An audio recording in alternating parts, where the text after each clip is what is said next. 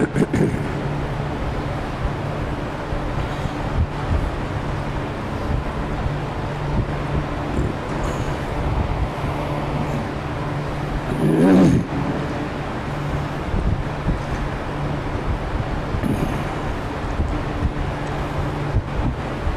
اللہ الرحمن الرحیم نحمده ونصلی علی رسوله الکریم اما بعد فروخت کی ہوئی چیز واپس کرنے کی فضیلت۔ حضرت ابو ہریرہ رضی اللہ عنہ سے روایت ہے کہ رسول اللہ صلی اللہ علیہ وسلم نے ارشاد فرمایا، جو شخص کسی مسلمان کے خریدے ہوئے مال کی واپسی کر لے جبکہ وہ واپس کرنا چاہے تو اللہ تعالیٰ قیامت کے دن اس کے گناہ معاف کر دے گا۔ اور حضرت ابو شریح رضی اللہ عنہ سے روایت ہے کہ رسول اللہ صلی اللہ علیہ وسلم نے فرمایا، جو شخص اپنے بھائی کے خریدے ہوئے مال کو واپس لے لے اللہ تعالیٰ قیامت کے دن اس کے گناہوں کو واپس فرما لے گا، یعنی معاف کر دے گا۔ یہ جو ایک معاملہ ہے، یہ ہے تو بظاہر چھوٹا سا لیکن بڑا اہم ہے کہ کسی شخص نے کسی کو کوئی چیز فروخت کی، اور ہمارے یہاں دکانوں پر اکثر یہ ہوتا ہے، اب کسی وجہ سے وہ واپس کرنے آیا تو بہت سے دکانوں پر تو لکھا ہوتا ہے صاف کہ خریدا ہوا مال واپس یا تبدیل بھی نہیں ہوگا، اور بہت سی پہ نہیں ہوتا لیکن وہ واپس نہیں کرتے، انکار کر دیتے ہیں۔ تو اللہ کے رسول فرما رہے ہیں کہ جو شخص مال بیچ چکا ہو اور جس نے خریدا وہ واپس کرنا چاہتا ہے اور یہ شخص واپس کر لے تو اللہ تعالیٰ اس کے گناہ معاف کر دیں گے۔ اور دوسری آیت میں فرمایا کہ اللہ تعالیٰ قیامت کے دن اس کے گناہ واپس کر دیں گے، یعنی معاف کر دیں گے۔ اب یہ معاملہ جو ہے نا سوچنے کا ہے اور مقابلہ کرنے کا ہے۔ ہمارے ہاں تو اس پر بڑا عمل ہے کہ واپسی نہیں ہے، لیکن کافروں کے ہاں یہ سلسلہ ہے کہ وہ واپس کرتے ہیں۔ جتنے کفار لوگ ہیں، ممالک ہیں، وہاں آپ معلومات کریں تو جواب یہی ملتا ہے، حتیٰ کہ استعمال کردہ چیز بھی واپس کر لیتے ہیں۔ جیسے جوتا لے گئے، 2-3 دن بعد واپس لائے کہ جی یہ ایسا ہی نہیں ہے، اب ہوتا انسان ہے تھوڑا چھوٹا ہے، پیر میں کاٹ رہا ہے تو واپس لے لیتے ہیں۔ اور کوئی چیز اس طرح کی ہے تو واپس لے لیں گے۔ اور ایک بات اور جو ایک دوست نے بتائی کہ جب ان سے پوچھا جائے کہ اس میں کیا کیا ہے، کوئی چیز خریدنا چاہتے ہیں، دور ہے کوئی اور چیز ہے، تو وہ صاف بتا دیتے ہیں کہ اس کے اندر یہ چیزیں ہیں۔ اور اگر اس میں خنزیر کی کوئی چیز ملی ہو تو صاف بتا دیتے ہیں اس میں خنزیر کا ملا ہوا ہے، آپ مت خریدیں مسلمان۔ اور پھر ایک وجہ اور بھی ہے، وہاں پر جھوٹ اور دھوکہ یہ دونوں چیزیں نہیں ہیں، اور ہمارے ہاں ہماری گھٹی میں جھوٹ اور دھوکہ دونوں چیزیں ہیں۔ یعنی ایسے بھی لوگ ہیں کہ اگر سامنے والا یہ بھلائی کرتا ہے کہ میں اس کی چیز واپس لے لوں تو بعد میں اندازہ یہ ہوتا ہے کہ یہ لے گیا تھا اور اپنی تقریب نکال کر واپس لے آیا، تقریب میں پہن لیے کپڑے، اب جا کے کہا کہ جی نہیں وہ سمجھ میں نہیں آ رہے۔ تو ایسا نہیں، دھوکہ دو گے تو دھوکہ کھاؤ گے، لیکن عام حالات میں ہمیں اس کا اہتمام کرنا چاہیے کہ اگر ایسا معاملہ ہے تو واپس لینے میں کیا حرج ہے، ہماری مغفرت ہو رہی ہے، اللہ تعالیٰ کی طرف سے انعام ہو رہا ہے، اور انسان ہے اس کے ساتھ ایسے معاملات ہوتے ہیں۔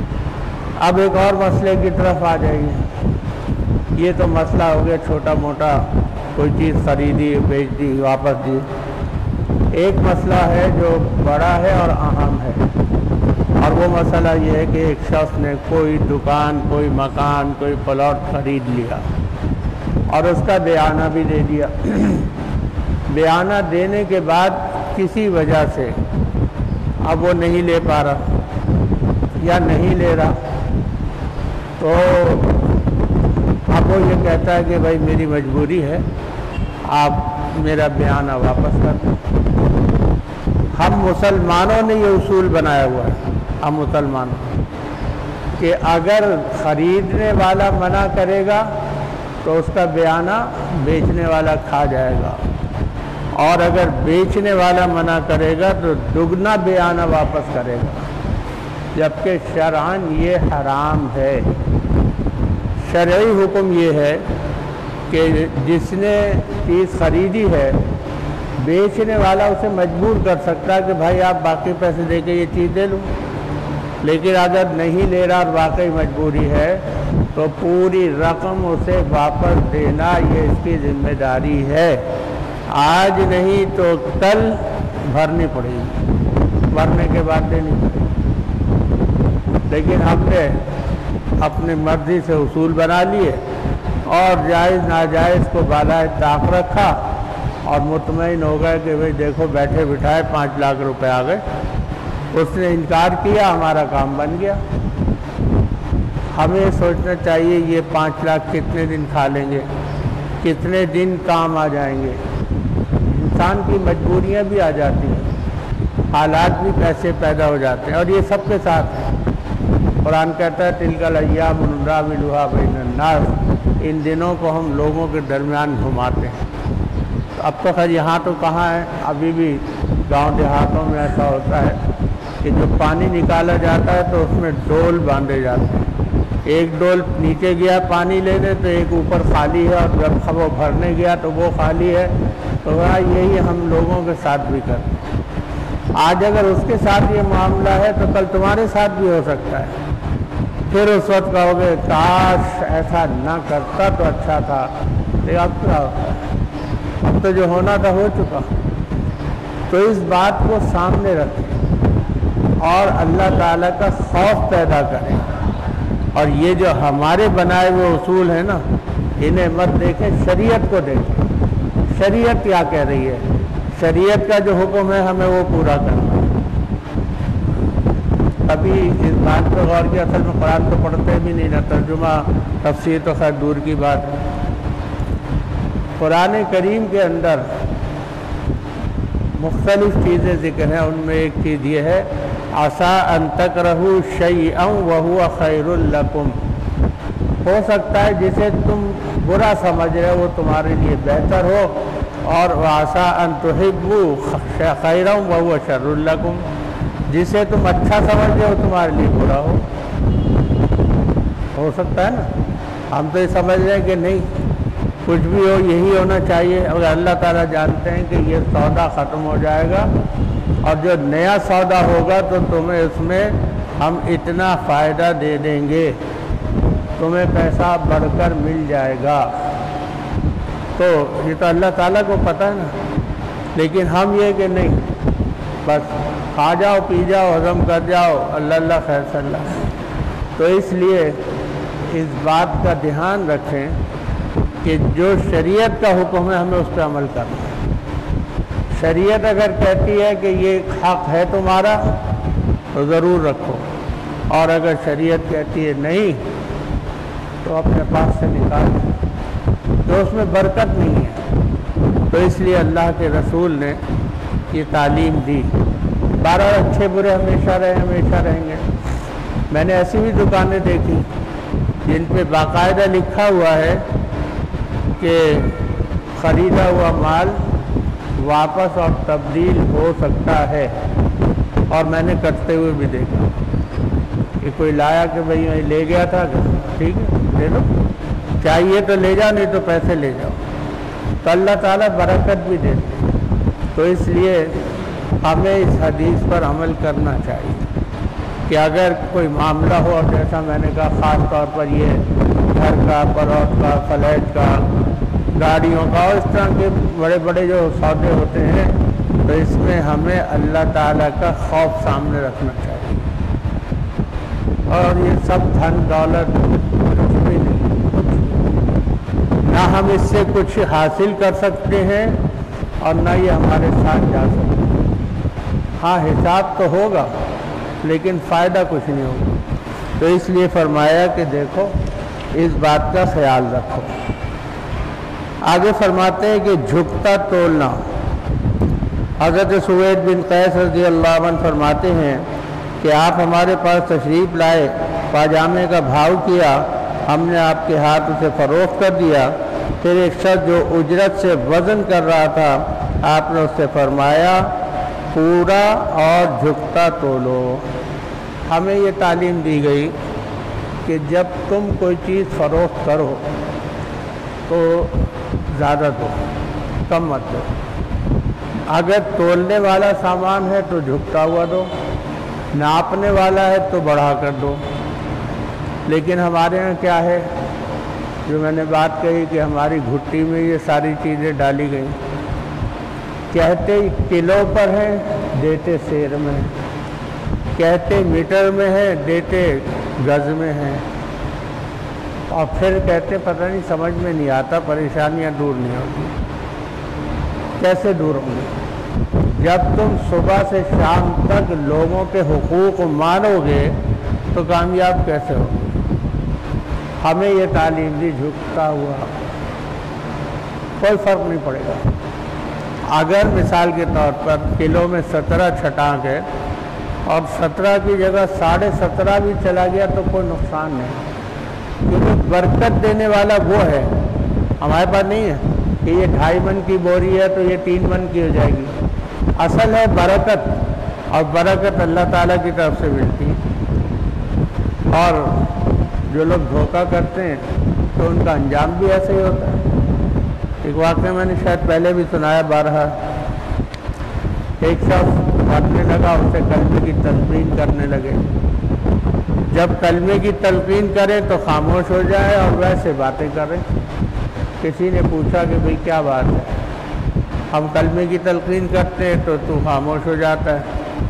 کہنے لگا کہ جب تم کہتے ہو کلمہ پڑھو تو میری زبان پر ترازو پر کانٹا آ جاتا ہے اور زبان رک جاتی ہے۔ تو اس کا پرچون کا کام تھا۔ پوچھا کہ کیا تم کم تولتے تھے؟ کہا نہیں، پورا تولتا تھا، مگر ترازو پر جو مٹی اور دھول پڑی رہتی تھی وہ صاف نہیں کرتا تھا۔ اب اندازہ لگائیں کہ جو کلو کے 3 پاؤ دے رہے ہیں، 1 پاؤ کا بٹا رکھ کے یا نیچے لگا کے یہ سب کر کے، ان کا انجام کیا ہوگا؟ کیا ہوگا؟ قرآن کے اندر بھی ہے وَيْلٌ لِّلْمُطَفِّفِينَ، کم ناپنے تولنے والوں کے لیے ہلاکت ہے۔ بعد نے کہا جہنم میں ایک وادی ہے ویل، وہ ان کے لیے ہے۔ کیا ہوگا انجام؟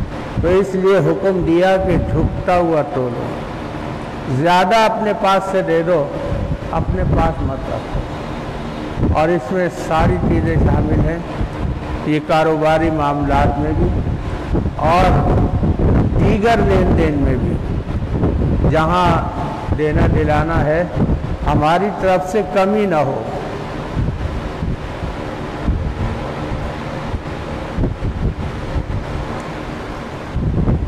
کوئی بس کا ٹکٹ ہو، ریلوے کا ہو، کسی کا بھی ہو، حق تلفی نہیں ہونی چاہیے۔ کسی کی زمین ذرہ برابر ہمارے حصے میں نہ آئے، ناجائز قبضہ نہ ہو۔ کیوں کہ اللہ کے رسول نے بتا دیا کہ اگر کوئی ایک بالی زمین بھی کسی کی دبا لے گا تو قیامت کے دن 7 زمینوں کا توق گلے میں ڈالا جائے گا۔ کہاں سے برداشت کریں گے؟ اور آج یہ انسان کتنے قبضے کر لیتا ہے اور مطمئن رہتا ہے، اور اسے اندازہ نہیں کہ یہ میں آخرت کا وبال بھگتنے کے لیے تیار ہوں۔ آگے فرمایا کہ نیلامی جائز ہے، نیلام کرنا جو ہمارے یہاں ہوتا ہے۔ حضرت انس بن مالک رضی اللہ عنہ فرماتے ہیں کہ ایک انصاری آپ کے پاس مانگنے آئے، آپ نے ان سے پوچھا تمہارے گھر میں کچھ ہے؟ کہا کہ ہاں، ایک چادر ہے جس کے کچھ حصے کو میں بچھا لیتا ہوں اور کچھ حصہ اوڑھ لیتا ہوں، اور ایک پیالہ ہے جس سے پانی پیتا ہوں۔ آپ نے فرمایا جاؤ دونوں لے آؤ، چنانچہ دونوں لے آئے۔ آپ نے ان دونوں کو اپنے ہاتھ میں لیا اور فرمایا کون ان دونوں کو خریدتا ہے؟ ایک شخص نے کہا میں 1 درہم میں خریدوں گا۔ آپ نے فرمایا کہ 1 درہم سے زیادہ کون دیتا ہے؟ آپ نے 2 یا 3 مرتبہ فرمایا تو ایک شخص نے کہا کہ میں 2 درہم میں لوں گا۔ چنانچہ آپ نے وہ دونوں چیزیں انصار کو دے دی اور کہا کہ چنانچہ بیچ دی اور 2 درہم انصار کو دے دی اور کہا کہ 1 درہم سے کھانا خرید لو اور گھر والوں کو دے دو اور دوسرے درہم سے کوئی خرید کر میرے پاس لاؤ۔ چنانچہ وہ لائے۔ آپ نے اس میں اپنے دست مبارک سے دستہ لگایا اور فرمایا لے جاؤ اور لکڑی کاٹ کر لاؤ، میں تمہیں 15 دن تک نہ دیکھوں۔ چنانچہ وہ لکڑیاں کاٹتے رہے اور بچتے رہے۔ پھر وہ آئے اور ان کے پاس 10 درہم سے آپ نے فرمایا کہ کچھ کا غلہ اور کچھ کا کپڑا خرید لو۔ پھر آپ نے فرمایا یہ تمہارے لیے بہتر تھا کہ تم اس مانگنے کی وجہ سے قیامت کے دن چہرے میں داغ لے کر آتے۔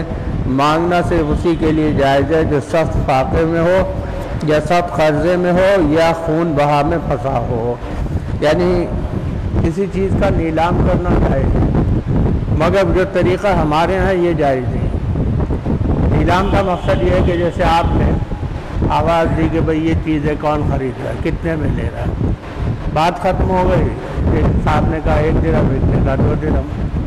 لیکن جو ہمارے یہاں طریقہ وہ یہ ہے کہ اپنے ہی آدمی ہوتے ہیں اور قیمت بڑھاتے ہیں، اور ہم جیسے بے وقوف یہ سمجھتے ہیں کہ یہ باہر کے لوگ ہیں، واقعی کوئی قیمتی چیز ہے، ہم بھی بڑھاتے چلے جاتے ہیں، اور پھر وہ مہنگی چیز خرید کر لا کر گھر پہ کھولتے ہیں تو نکلا کچھ بھی نہیں۔ یہ ناجائز ہے، حرام ہے۔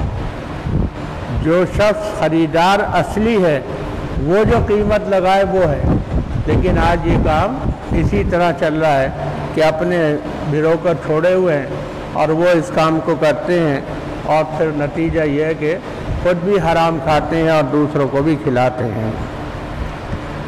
بیع نامہ لکھنا۔ حضرت وہب کہتے ہیں کہ عدا بن خالد بن حوضر رضی اللہ عنہ نے ذکر کیا کہ میں تم کو بیع نامہ نہ دکھاؤں جو رسول اللہ صلی اللہ علیہ وسلم نے مجھے لکھوا کر دیا تھا؟ میں نے کہا کہ ہاں۔ چنانچہ انہوں نے نکالا جس میں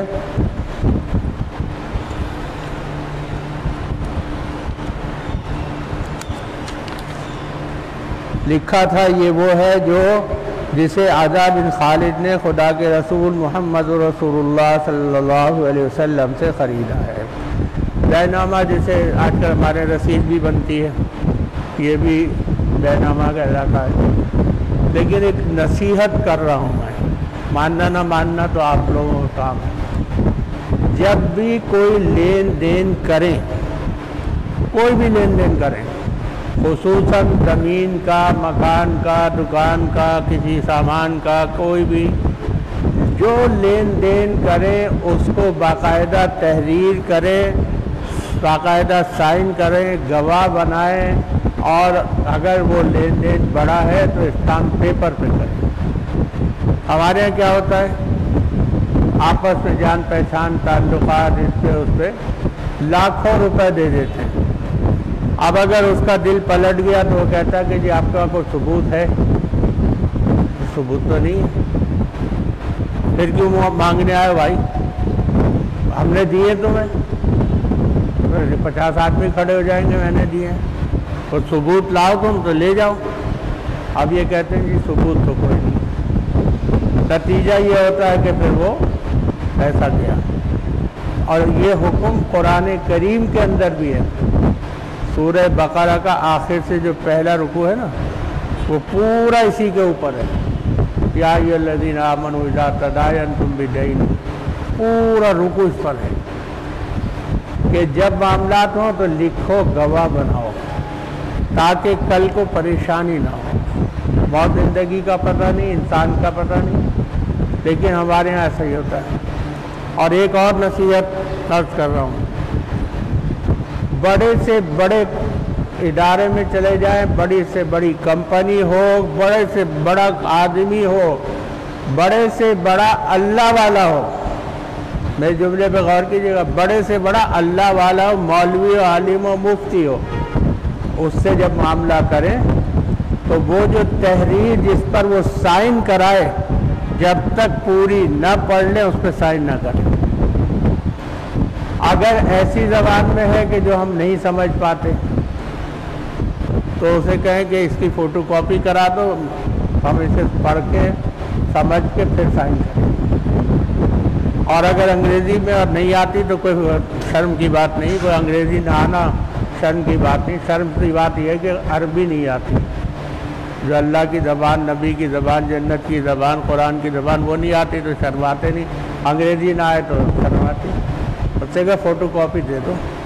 مگر ہمارے یہاں کیا ہوتا ہے، اتنا بڑا ادارہ 10 منزلہ بلڈنگ میں بھائی یہ لے کے بھاگے گا کیا؟ بغیر پڑھے سائن کر دیتے ہیں. اور جب معاملہ بگڑتا ہے تو وہ کہتا ہے آپ پڑھ لیجئے کیا لکھا ہے.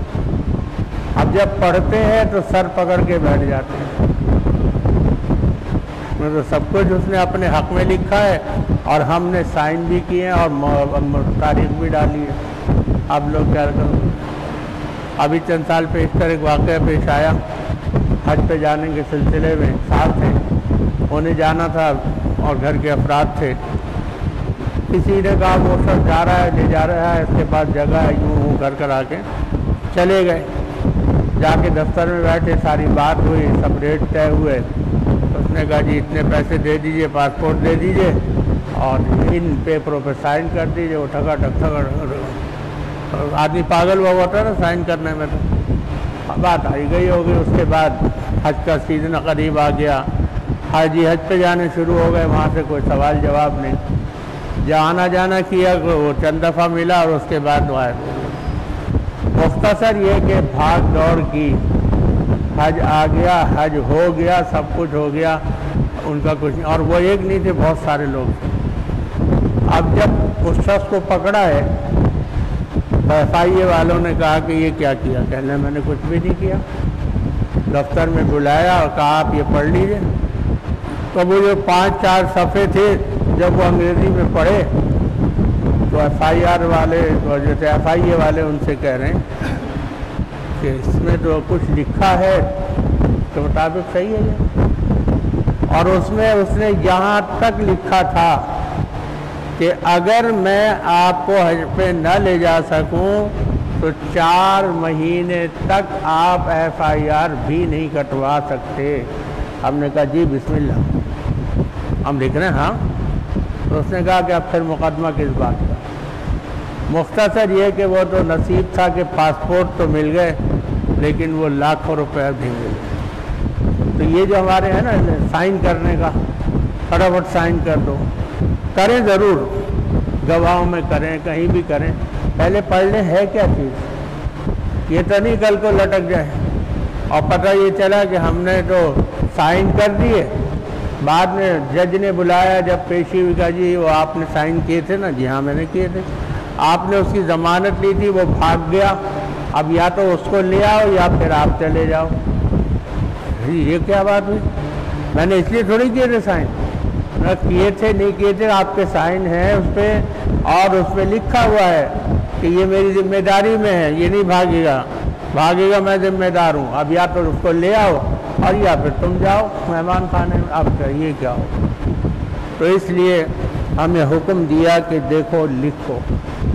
اور اس میں چاہے سگے بھائیوں میں معاملہ ہو، پکے دوستوں میں ہو، عزیز رشتہ داروں میں ہو، کسی میں بھی ہو، لکھو. تحریر لکھ کر سائن لو.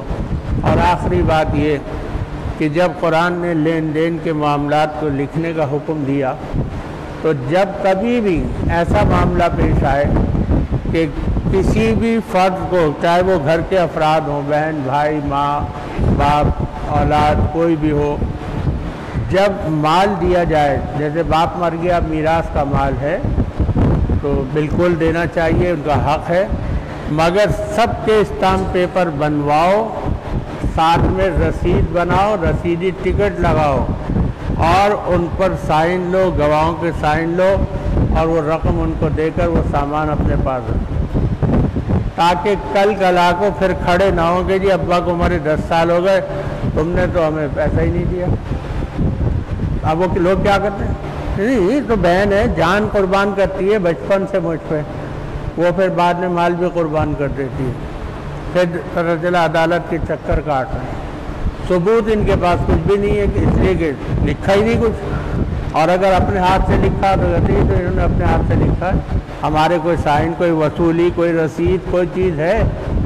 تو اس لیے شریعت کا حکم ہے کہ لین دین کرو تو تحریر کرو، رسید بناؤ، بیانہ بناؤ، ساری چیزیں کرو تو کامیاب ہوگے۔ اور اگر یوں ہی کرتے رہیں گے جس طرح ہم کرتے ہیں تو مالی نقصان بھی، جانی بھی، خدا نخواستہ بڑا معاملہ ہو تو بعض دفعہ اٹیک بھی ہو جاتا ہے، کبھی فالج ہو جاتا ہے، کبھی اور مسئلہ، اور کبھی دنیا سے بھی چلے جاتے ہیں۔ تو اس لیے ہمیں اس کا اہتمام کرنا چاہیے۔ اللہ تعالیٰ اپنے فضل و کرم اور رحمت سے دین کے مطابق عمل کی توفیق عطا فرمائے۔ آمین ثم آمین، وما علینا الا البلاغ، وآخر دعوانا الحمد للہ رب العالمین۔ الحمد للہ رب العالمین، والصلاة والسلام علی رسولہ محمد وآلہ واصحابہ اجمعین۔ اللہم انت السلام ومنک السلام، تبارکت یا ذا الجلال والاکرام۔ اللہم اعنا علی ذکرک وشکرک وحسن عبادتک۔ یا ارحم الراحمین، اپنے فضل و کرم اور رحمت سے ہمارے ماں باپ، اہل عیال، جملہ امت مسلمہ، احیاء و اموات، اور قیامت تک آنے والے مسلمانوں کی مغفرت فرما۔ اے اللہ عافیت دارین نصیب فرما۔ اے اللہ ہمیں، ہمارے اہل عیال، جملہ روحانی یا جسمانی بیماروں کو صحت اور عافیت عطا فرما۔ اے اللہ جتنے یہاں بیمار موجود ہیں، جتنے گھروں میں، راستوں میں، اسپتالوں میں بیمار ہیں، تمام بیماروں کو تمام بیماریوں سے شفا کلی عطا فرما۔ اے الہ العالمین، ظاہری اور باطنی ترقیوں سے مالا مال فرما، ظاہری اور باطنی فتنوں سے محفوظ فرما، ہر ناگہانی آفات سے حفاظت فرما۔ اے اللہ اپنے فضل و کرم سے ہمارے رزق میں، جان میں، مال میں، عبادت میں، ہر چیز میں برکت عطا فرما۔ اے اللہ حاسدوں کے حسد سے حفاظت فرما۔ اے اللہ ہر قسم کے نقصان اور تاوان سے حفاظت فرما۔